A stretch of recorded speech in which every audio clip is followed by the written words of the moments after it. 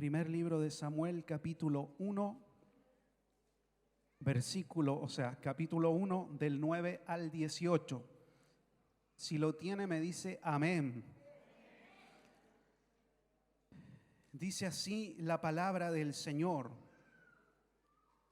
Y se levantó Ana, dice, después de que hubo comido y bebido en Silo, y mientras el sacerdote Elí estaba sentado en una silla junto a un pilar del templo de Jehová, ella con amargura de alma oró a Jehová y lloró abundantemente e hizo voto diciendo: Jehová de los ejércitos, si te dignaras a mirar la aflicción de tu sierva y te acordares de mí y no te olvidares de tu sierva, sino que dieras a tu sierva un hijo varón, yo lo dedicaré a Jehová todos los días de su vida y no pasará navaja sobre su cabeza.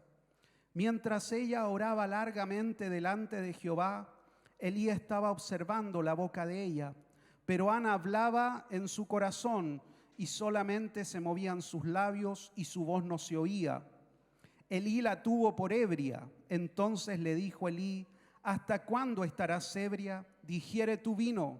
Y Ana le respondió diciendo: no, Señor mío, yo soy una mujer atribulada de espíritu, no he bebido vino ni sidra, sino que he derramado mi alma delante de Jehová. No tengas a tu sierva por una mujer impía, porque la magnitud de mis congojas y de mi aflicción he hablado hasta ahora.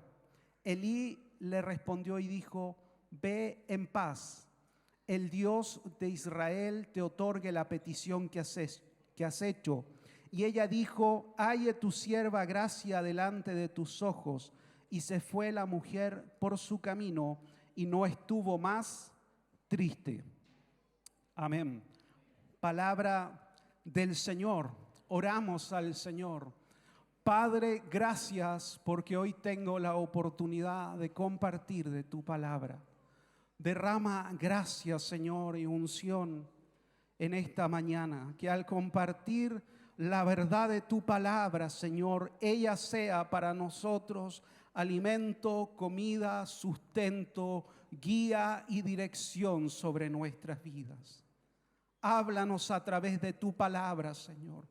Usa mi vida, Jesús, para poder transmitir con autoridad, con denuedo, la verdad de tu palabra, para que esta, Señor, tenga cabida en nuestro corazón y venga siempre a guiarnos, a corregirnos, a exhortarnos y a consolarnos, Señor.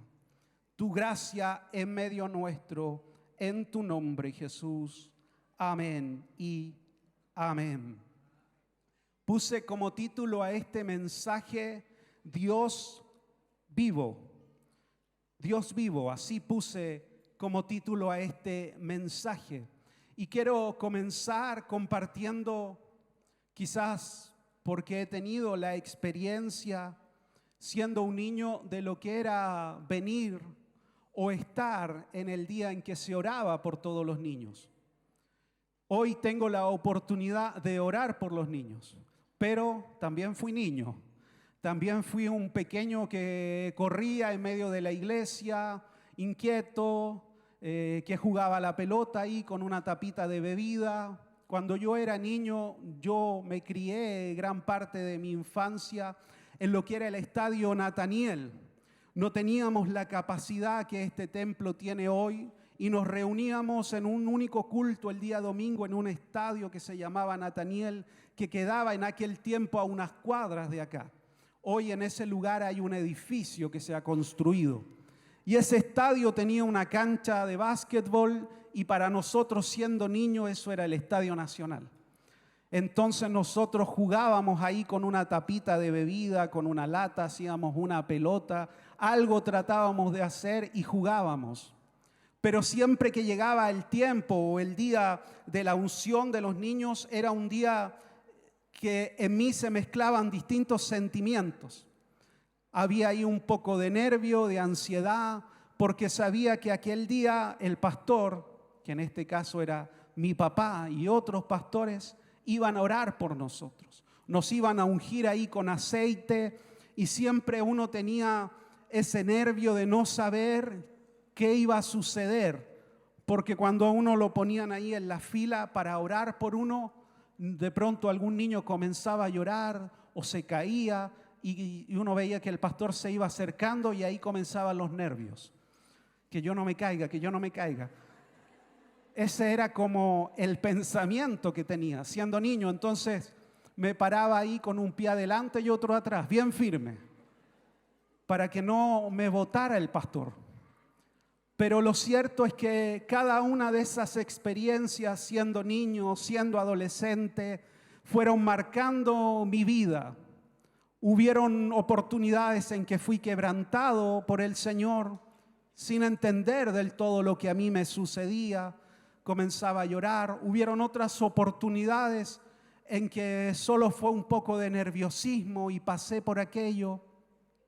Pero en cada una de esas oportunidades el Señor fue marcando mi vida y mi crecimiento. Y también yo veía en mis padres, en mis papás, la expectativa que tenían de lo que el Señor iba a hacer, no solo con nosotros como hijos, sino con todos los niños y con todos los adolescentes y los jóvenes que iban a llegar ese día para que se pudiera orar por ellos. Yo veía ahí en mi papá, en su rostro, la emoción de poder orar por toda esa cantidad enorme de niños, de adolescentes y de jóvenes. Y toda la preparación que había detrás de eso. Porque para que usted sepa, y esto es parte de nuestra historia, el orar por los estudiantes responde a una visión o a un sueño que tiene nuestro pastor, donde él se ve orando justamente en el Estadio Nathaniel por muchos jóvenes, por muchos niños, pero no sabía en qué momento hacerlo o cómo hacerlo. Y ahí nace la idea, a través de la conversación con mi mamá, de que la oportunidad para hacerlo era cuando comenzara el año escolar. Y ahí se podría orar por todos los jóvenes y por todos los niños. Y así nace esta instancia de poder orar para este año que comienza en cuanto al tema de la educación. Por lo tanto, había toda una fe, toda una expectativa.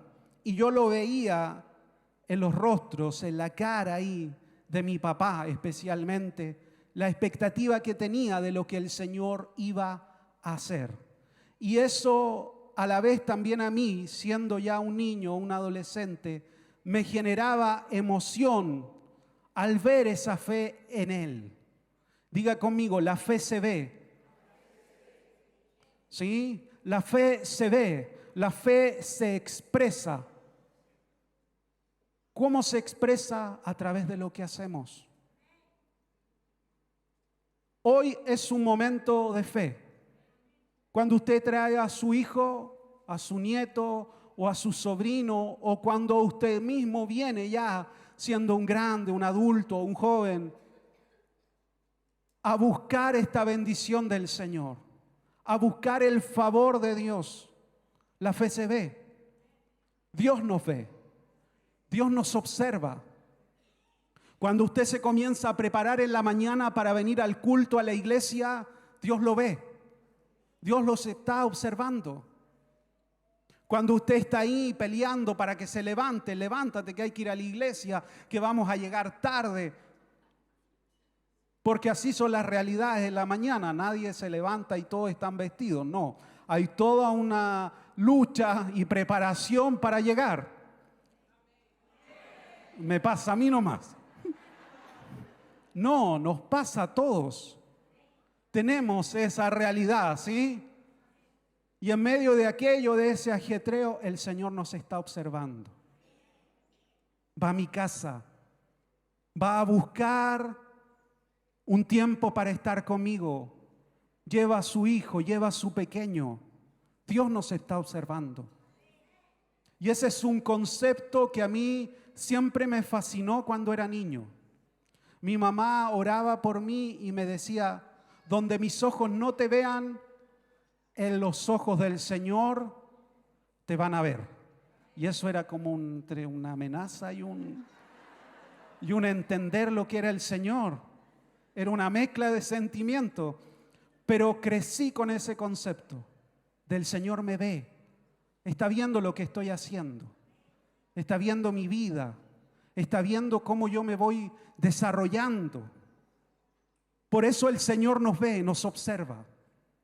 Y lo observó a usted, a cada uno de nosotros, antes que comenzara el culto.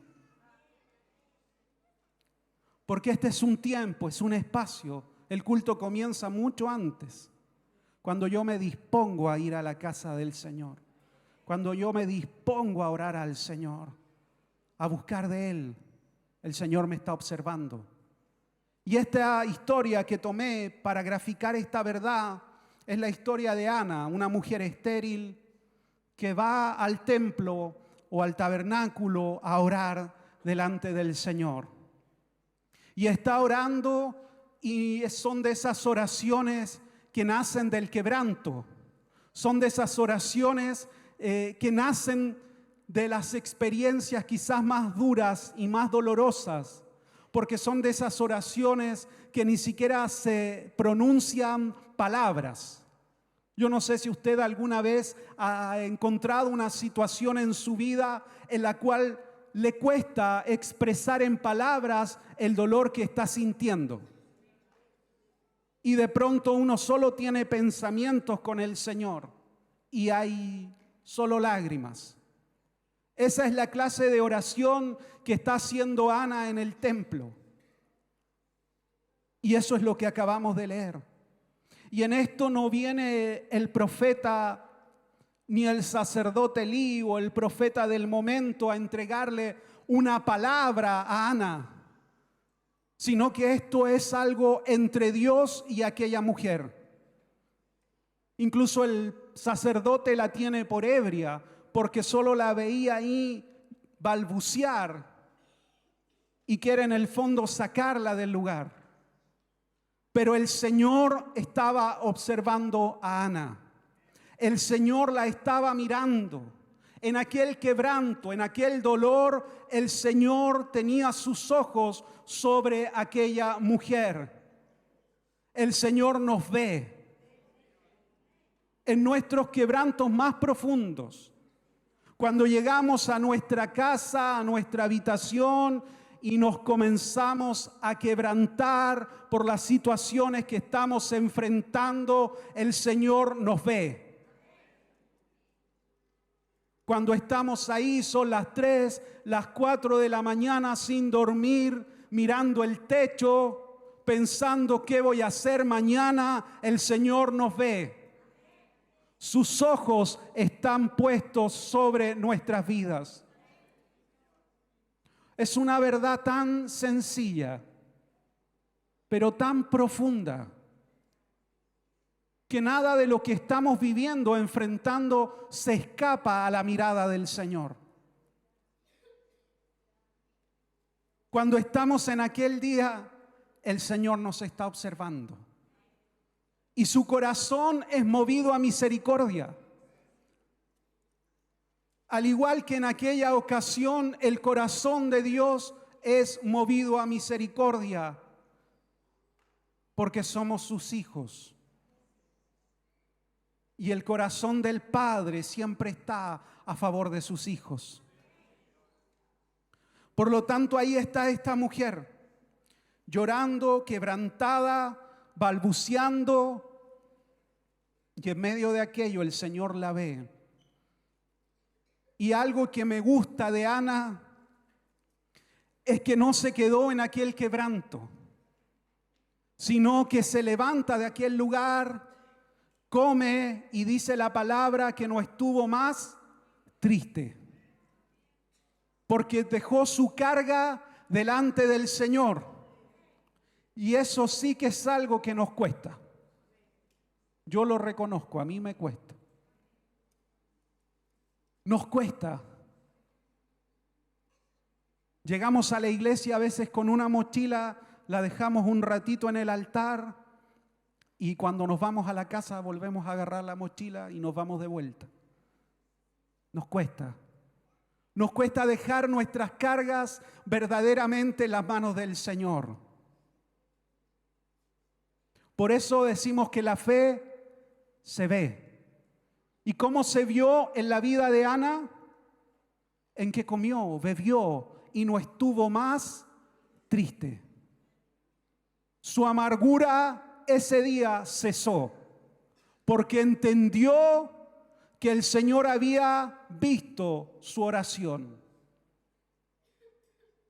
y que Él iba a responder al clamor de su alma. Amén. Porque si no caemos en esta dinámica constante de venir a la iglesia, quebrantarnos, dejar algo en el altar del Señor y volver a nuestro hogar nuevamente con aquella carga. Si vamos a buscar al Señor, a orar al Señor, debemos entonces también aprender a descansar en que Dios ha visto nuestro quebranto.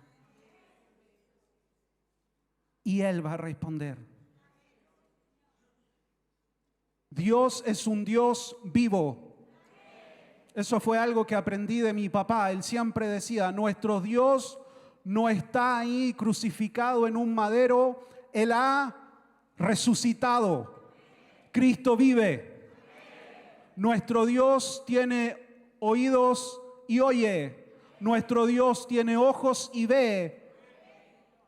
Y Él habla hasta el día de hoy.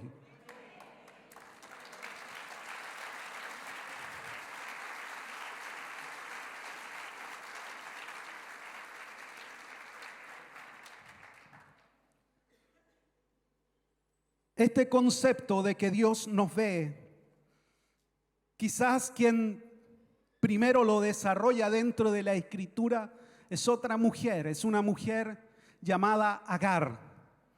Agar tiene 2 encuentros con Dios, siendo ella una mujer egipcia, fuera del pacto. Breve resumen de la historia de Agar. Agar era la sierva de Sara, esposa de Abraham. Como no se cumplía desde la mirada de Sara y Abraham la promesa de Dios, Sara decide que Agar se involucre con Abraham para que les dé un hijo. Algo que era propio de la cultura en aquel momento. Ella queda ahí embarazada, está en este proceso y Sara comienza a mirarla ya de forma distinta. Por lo tanto, ahí comienzan los primeros conflictos. Y es en estos conflictos, ¿sí?, tan humanos que ella quiere huir e irse del campamento. Y en este huir de Dios, Dios sale a su encuentro y le dice que debe de regresar y quedarse en el campamento. Y le da una palabra profética acerca de la vida de Ismael, que sería el hijo de aquella unión. Y le dice que hará de él una nación grande, fuerte y poderosa, pero debe de regresar. Y en ese encuentro entonces esta mujer, que no era parte del pacto, le pone un nombre a Dios. Dios siempre es quien revela sus nombres, porque es la forma de darse a conocer a los hombres. Pero en esta ocasión es esta mujer quien dice que el Señor es el Dios que ve, el Roy, el Dios que me ha visto. Porque en la aflicción ella quiere huir. Y en este huir de Dios es que Dios sale a su encuentro y la hace regresar al campamento. Entonces ella dice, el Dios de Abraham es el Dios que todo lo ve. Ve también cuando no solo estamos quebrantados, sino cuando queremos huir de pronto y dejar todo. Huir incluso de nuestra fe. Huir de todo el conflicto que estamos enfrentando. El Señor nos ve y sale a nuestro encuentro para decirnos: hay una esperanza, hay un futuro, aún no he terminado de escribir tu historia, aún tu vida se está escribiendo. Yo tengo un plan para tu vida, para tu familia. No huyas, no dejes todo, no abandones. Eso es lo que hace el Señor con Agar. Sale a su encuentro y le da una palabra profética. Esta mujer huía dejando todo y regresa al campamento ahora con una promesa de Dios para ella y para su hijo. Dios es el único que cambia el destino de los hombres y escribe una nueva historia. Donde nosotros vemos desgracia, dolor, el Señor empieza a escribir una nueva historia en nuestras vidas. Y nos hace regresar. Y regresar ahora llenos de esperanza, porque el Señor nos ha hablado. Ese es el primer encuentro que tiene Agar con el Señor. Pero va a haber un segundo encuentro con este Dios que todo lo ve. Ya nació Ismael, ya ha crecido, comienza a desarrollarse y nace Isaac, el hijo de la promesa. Entonces Ismael comienza a molestar, diríamos nosotros, a Isaac, a perturbar la paz que había en el campamento. Entonces Sara hace algo muy humano y le pide a Abraham que expulse del campamento a Agar con su hijo Ismael. Abraham se quebranta porque es su hijo, ora en su interior al Señor, pero lo cierto es que hace aquello, saca del campamento a Agar con Ismael. Y en el fondo los condena a una muerte por exilio, porque les da un poco de pan y un poco de agua, y que vayan a caminar al desierto. Y usted sabe que el desierto es un lugar duro. No encuentra uno agua en cualquier lugar. Así que esta mujer sale con el muchacho y comienzan a caminar por el desierto y el agua se acaba. Entonces ella ya no ve salida a esta situación. Deja al muchacho un poco más allá, se aleja porque no lo quiere ver morir y se entrega a lo que está viviendo. Y en aquella ocasión entonces el Señor vuelve a tener un encuentro con Agar.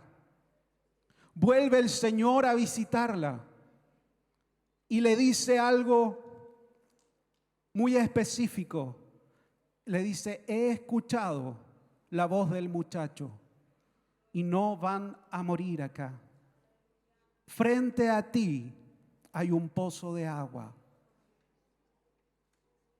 Agar, al igual que nosotros, que somos tan humanos, se olvidó de ese primer encuentro que tuvo con el Señor.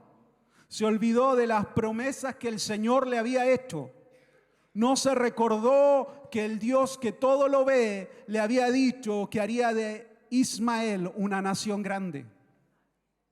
Pensó que ese era el final de su vida. Pensó que ese exilio era el final de su vida, que se había acabado la gracia del Señor. Se olvidó de las promesas que Dios le había dado a ella en ese primer encuentro con Dios. A nosotros nos pasa igual. Amén. Me pasa solo a mí.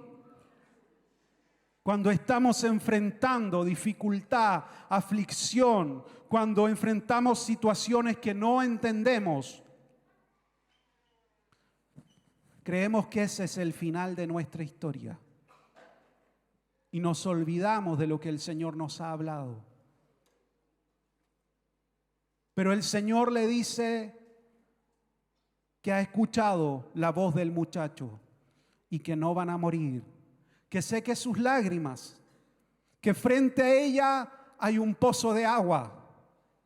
A veces la angustia, la aflicción, el llanto no nos deja ver que frente a nosotros hay un pozo de agua que el Señor ha preparado para sustentar nuestra vida. aunque nos exilien, aunque nos separen, aunque aparentemente en lo humano nos condenen a una muerte segura, el Señor tiene siempre preparado para nosotros un pozo de agua viva.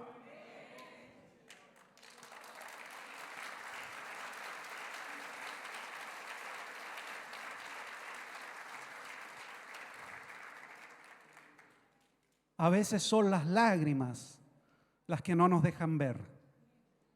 Cuando uno comienza a llorar, todo se vuelve borroso.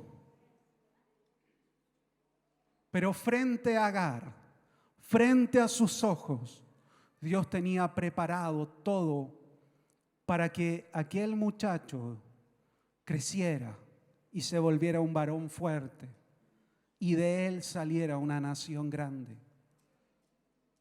Porque Dios tuvo misericordia de Agar y de Ismael, no siendo parte del pueblo. Dios tuvo misericordia de ellos. Es una historia de gracia, es una historia de amor. Es una historia que nos muestra que el corazón de Dios siempre ha estado a favor de todos los hombres y que siempre ha sido la intención de Dios visitar a todo pueblo, que siempre ese fue el corazón del Señor. Y acá desprendo un segundo punto, y es que Dios no solo ve, Dios también escucha. Dios no solo nos ve, Dios nos escucha. Escucha nuestras oraciones.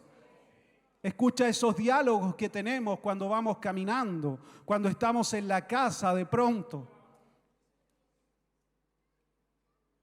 haciendo nuestros quehaceres diarios y comenzamos a conversar con el Señor, o tenemos pensamientos sueltos ahí al aire. El Señor nos escucha. Su oído está atento, dice, al clamor de los justos, pronto para oír. Y hay algo que a mí me llama mucho la atención que sucedía en el ministerio público del Señor, en el ministerio terrenal, y es que el Señor siempre que hacía algún milagro o alguna sanidad o una liberación de pronto, y la gente se acercaba a conversar con Él, Él les preguntaba, ¿qué quieres que haga por ti? Es la historia, por ejemplo, del ciego Bartimeo. Bartimeo era un ciego y estaba pidiendo limosnas a la orilla del camino y escucha que el Señor va pasando, que Jesús de Nazaret va pasando y se levanta y comienza a gritar: Hijo de David, ten misericordia de mí. Y comienza a gritar tan fuerte que lo quieren hacer callar porque puede perturbar al maestro los gritos de aquel ciego. Pero el Señor detiene todo y llama a Bartimeo. Y le dicen: el maestro te llama. Y se acerca a Jesús. Y Jesús, viéndolo y siendo evidente la necesidad que tenía, le pregunta: ¿qué quieres que haga por ti? Y él le responde: Señor. Y en ese Señor, que quizás nuestra Biblia no traduce del todo, está reconociendo que delante de él está el Mesías, que no es un maestro cualquiera. Está reconociendo que delante de él está Cristo, está el Mesías prometido. Ya lo había hecho cuando comenzó a gritar: Hijo de David. Estaba reconociendo que Jesús era el Mesías que Dios había prometido.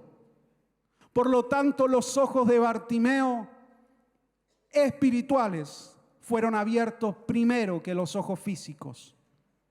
El milagro mayor fue la salvación de aquel hombre. Después vino como consecuencia esta sanidad física. Pero el Señor siempre espera que nosotros hablemos con Él.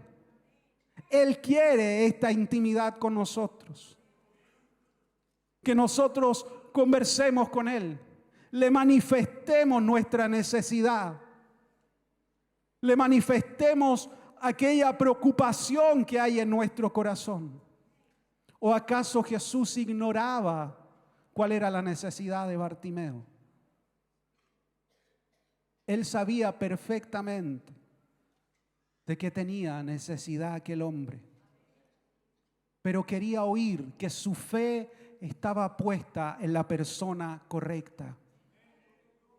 Debemos tener nuestra fe y nuestra mirada puesta en la persona correcta, y eso es Cristo nuestro Señor.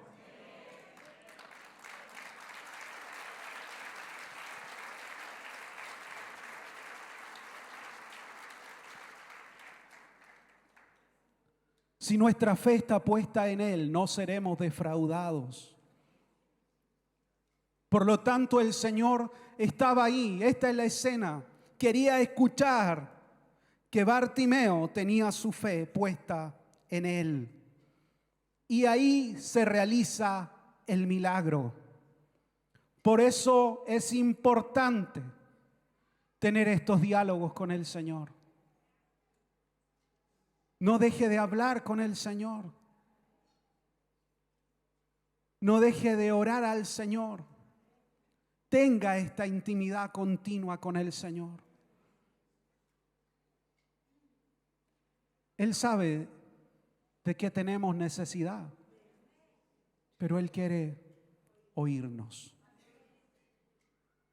Por lo tanto, Dios ve y Dios escucha. Nuestro Dios es un Dios vivo. Él ve, Él escucha. Él tiene su oído inclinado a nuestro favor. Y nuestro Dios no solo ve y escucha, nuestro Dios habla. Nuestro Dios habla. Y nos habla de diferentes maneras. Tuve la oportunidad de cruzar la cordillera en auto hace años atrás.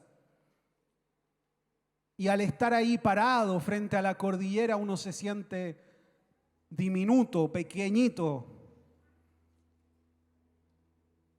Y en medio de aquello uno puede ver a Dios. Todo lo creado nos habla de nuestro Dios. La creación habla de Dios. Manifiesta la gloria de Dios. Como dice el apóstol Pablo en Romanos capítulo 1, todo lo creado nos habla de la gloria de nuestro Dios. Pero eso puede ser una experiencia que nos dure un instante, un momento. Porque después uno olvida aquello. Y como dice también el apóstol Pablo, muchos han preferido dar culto a lo creado antes que al Creador. Frente a esta magnificencia de todo lo creado, han decidido rendir culto a lo creado y no al Creador. Por lo tanto, aquella experiencia pasa, pero Dios habla. Y la forma más certera que Dios nos habla es a través de su palabra. Acá no hay error. Acá está contenida su voz y su verdad para nuestra vida. La palabra del Señor tiene poder para transformarnos, para transformar nuestra vida, para transformar nuestro corazón. Es a través de la Escritura que somos transformados de día en día a la imagen de Cristo. Dios habla y es a través de su palabra. Necesitamos un avivamiento de la palabra del Señor. Necesitamos tener convicción profunda de que en ella encontraremos respuesta a toda nuestra necesidad.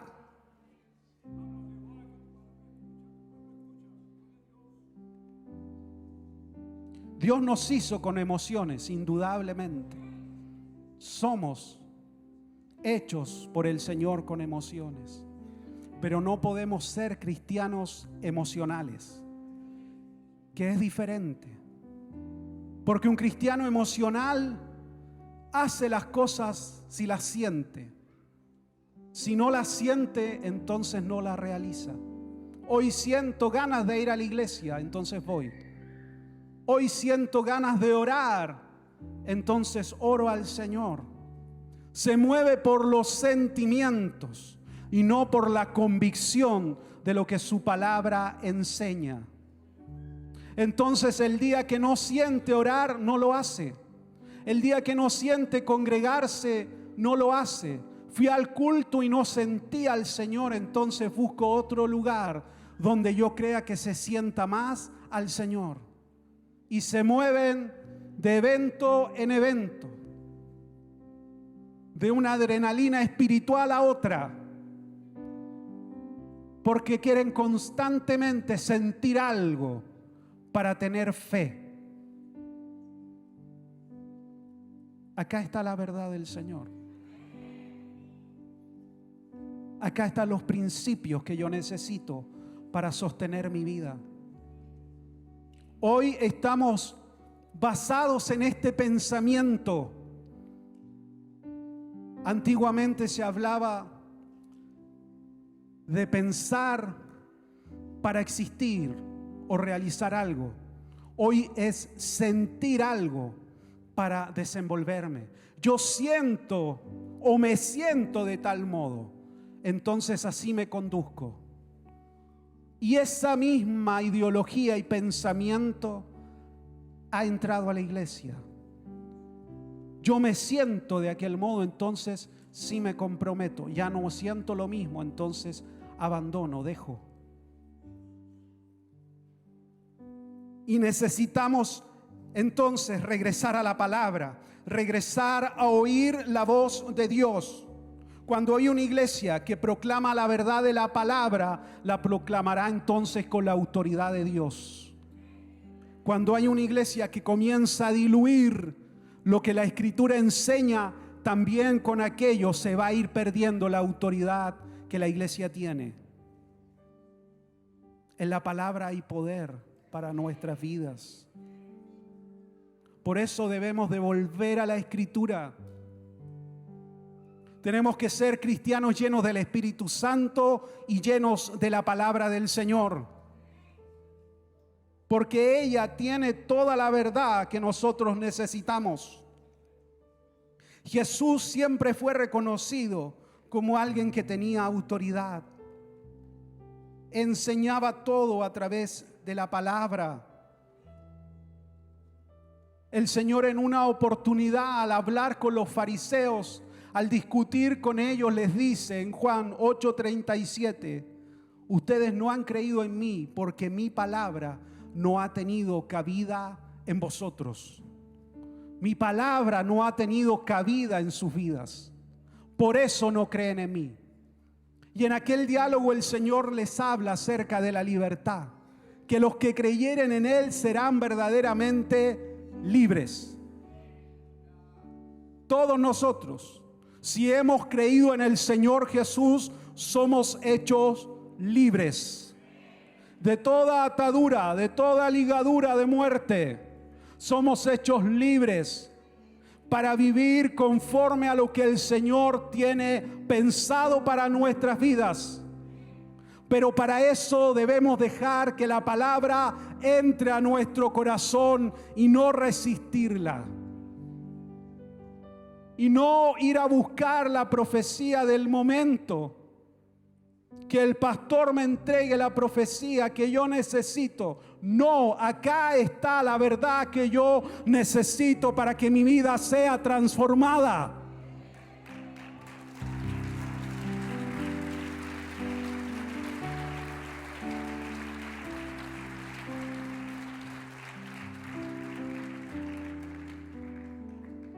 Y eso es lo que debemos de recuperar como creyentes. Amar la palabra, meditar en ella, guardarla en nuestro corazón, para que cuando enfrentemos las pruebas, las aflicciones, salga, brote naturalmente de nuestro corazón la verdad del Señor. Diga conmigo: Dios ve, Dios oye y Dios habla. Dele un aplauso al Señor.